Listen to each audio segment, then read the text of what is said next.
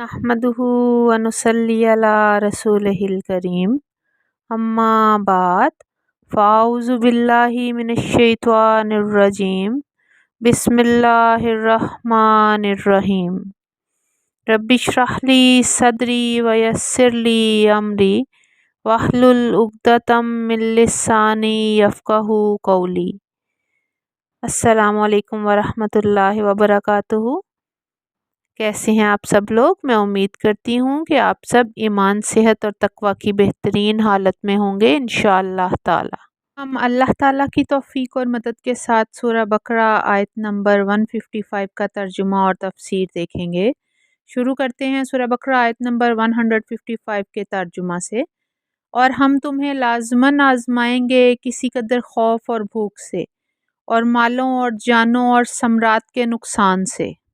और ए नबी सल्लल्लाहु अलैहि वसल्लम बशारत दीजिए इन सब्र करने वालों को।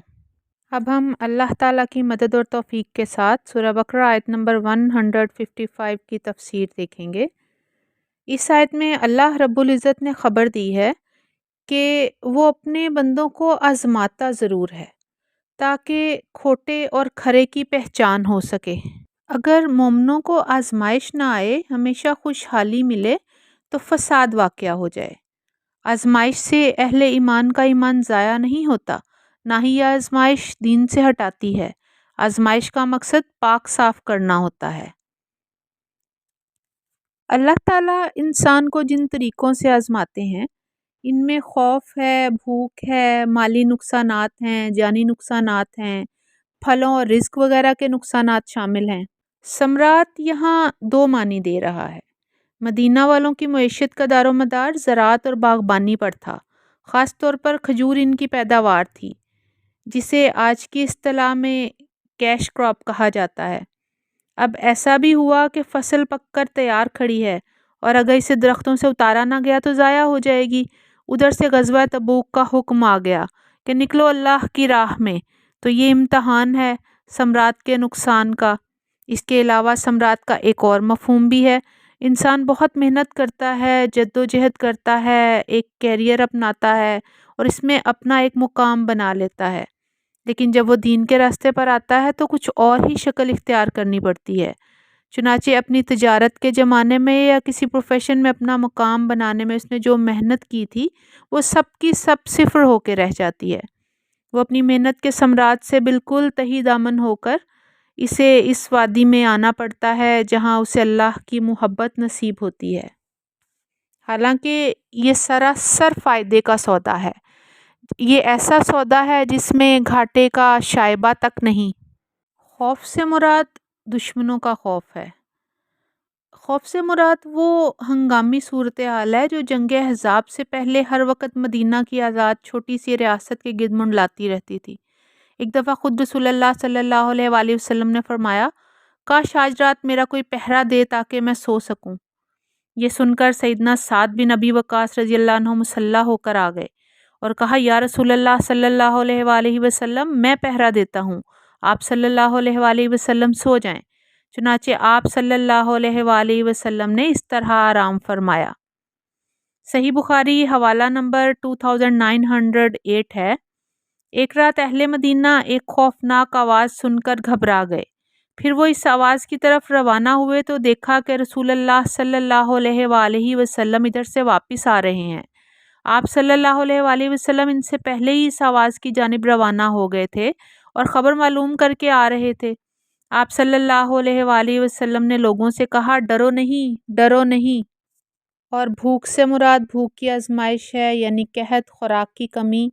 सैयदना अबू हुरैरा रज़ियल्लाहु अन्हु फरमाते हैं कि रसूलुल्लाह सल्लल्लाहु अलैहि वसल्लम की आल पर आप सल्लल्लाहु अलैहि वसल्लम की वफ़ात तक ऐसा ज़माना नहीं गुज़रा कि उन्होंने मुसलसल 3 दिन पेट भर कर खाना खाया हो। ये उस हस्ती का ज़िक्र हो रहा है जो कि इस कायनात बनाने की वजह हैं, जिनकी खातिर ये दुनिया बनाई गई। ये वो हस्ती है जिसे अल्लाह पाक ने ख़ुद कहा कि ए नबी सल्लल्लाहु अलैहि वसल्लम, अगर आप कहें तो हम ये अहद के पहाड़ को सोने का पहाड़ बना दें।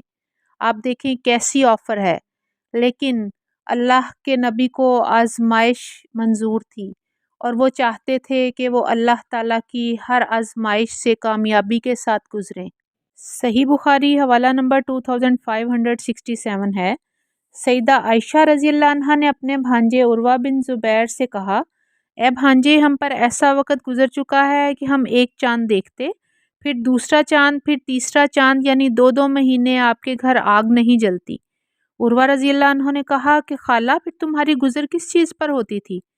سیدہ عائشہ رضی اللہ عنہا نے فرمایا، انہی 2 کالی چیزوں پر، یعنی کھجور اور پانی پر۔ اتنا ضرور تھا کہ چند انصاری لوگ رسول اللہ صلی اللہ علیہ وآلہ وسلم کے ہمسائے تھے جن کے پاس بکریاں تھیں۔ وہ رسول اللہ صلی اللہ علیہ وآلہ وسلم کے لیے بکریوں کے دودھ کا تحفہ بھیجا کرتے تھے، جس سے وہ ہم کو بھی پلاتے تھے۔ ابن ماجہ حوالہ نمبر 4023 ہے۔ سیدنا سعد بن ابی وقاص رضی اللہ عنہ سے روایت ہے کہ میں نے اللہ کے رسول صلی اللہ علیہ وآلہ وسلم سے عرض کیا، یا رسول اللہ صلی اللہ علیہ وآلہ وسلم، کن لوگوں کا امتحان سخت ہوتا ہے؟ آپ صلی اللہ علیہ وآلہ وسلم نے فرمایا، پیغمبروں کا، پھر جو ان کے بعد مرتبے میں افضل ہیں، پھر جو ان کے بعد افضل ہیں، اور آدمی پر اس کے دین کے مطابق آزمائش آتی ہے۔ اگر اس کا دین سخت اور قوی ہوتا ہے تو اس کی مصیبت بھی سخت ہوتی ہے، اگر اس کے دین میں نرمی ہوتی ہے تو اسی انداز سے وہ مشکل آتی ہے، یہاں تک کہ وہ زمین پر چلتا ہے اور کوئی گناہ اس پر باقی نہیں رہتا۔ آزمائش کے ذریعے کھوٹے اور کھرے کی پہچان کی جاتی ہے۔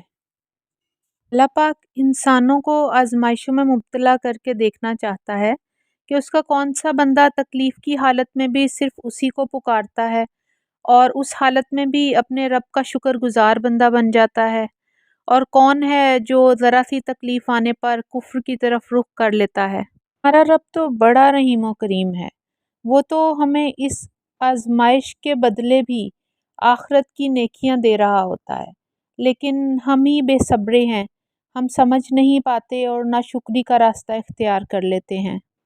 اور اے نبی صلی اللہ علیہ وآلہ وسلم، بشارت دیجئے ان صبر کرنے والوں کو، یعنی کہ صبر کرنے والوں کو خوشخبری دے دیں۔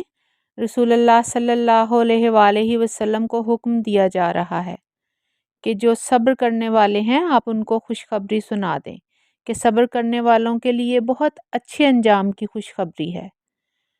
سورہ زمر آیت نمبر 10 کا ترجمہ ہے، آپ کہتے ہیں کہ اے میرے بندو جو ایمان لائے ہو، اپنے رب سے ڈر جاؤ۔ ان لوگوں کے لیے جنہوں نے اس دنیا میں نیکی کی بڑی بھلائی ہے، اور اللہ تعالیٰ کی زمین بڑی وسیع ہے۔ یقیناً صبر کرنے والوں کو ان کا اجر بغیر حساب کے پورا دیا جائے گا۔ صبر اللہ تعالیٰ کی معیت کا ذریعہ ہے۔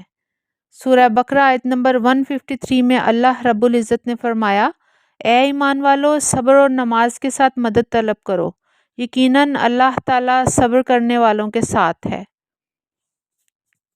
سورہ آل عمران آیت نمبر 146 کا ترجمہ ہے، اور کتنے ہی نبی تھے جن کے ساتھ مل کر بہت سے رب والوں نے جنگ کی، اور اس کے لیے جو اللہ تعالیٰ کی راہ میں انہیں تکلیف پہنچی، انہوں نے ہمت نہیں ہاری اور نہ وہ کمزور پڑے، اور نہ انہوں نے عاجزی دکھائی، اور اللہ تعالیٰ صبر کرنے والوں سے محبت کرتا ہے، اور اللہ تعالیٰ ضرور صبر کا نعم البدل عطا کرتا ہے۔ صحیح مسلم حوالہ نمبر 918 ہے۔ سیدنا ام سلمہ رضی اللہ عنہا بیان کرتی ہیں کہ میں نے رسول اللہ صلی اللہ علیہ وآلہ وسلم کو فرماتے ہوئے سنا، ہر وہ مسلمان شخص جس کو مصیبت اپنے نرغے میں لے لے اور وہ زبان سے وہی کلمات نکالے جس کے نکالنے کا اللہ تعالیٰ نے اس موقع پر حکم دیا ہے، ہم اللہ تعالیٰ ہی کے لیے ہیں اور اسی کی طرف لوٹ کر جانے والے ہیں، اے اللہ مجھے میری اس مصیبت میں ثواب سے نواز دے اور اس کا نعم البدل عطا فرما، تو اللہ تعالیٰ اس کی دعا سے اس کو نعم البدل عطا فرماتا ہے۔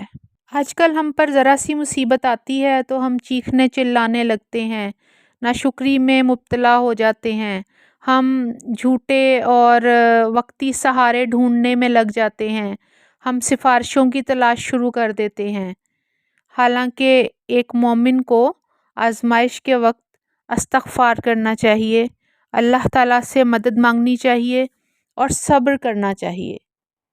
اللہ تعالیٰ کا ذکر کریں گے اور دعا کریں گے تو یقیناً اللہ تعالیٰ ضرور دعاؤں کو قبول کرے گا۔